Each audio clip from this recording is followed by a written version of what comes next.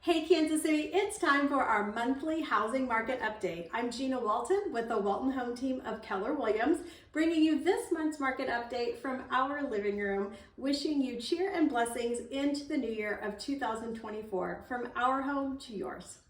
Well, when we look at November 2023 compared to 2022, overall in Kansas City, we saw 15.6% less homes closed and 19.2% in Johnson County, which both are a better percent when you look at the overall comparison to the nation. So our housing market is very strong.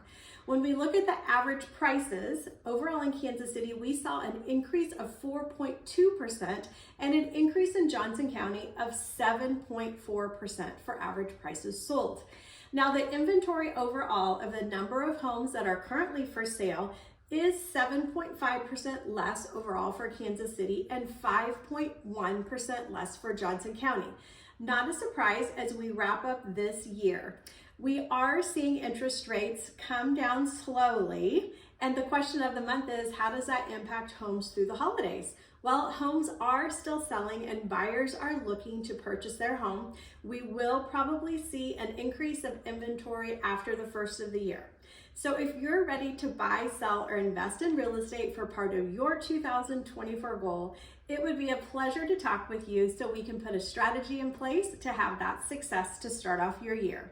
Thanks, Kansas City, and Happy New Year.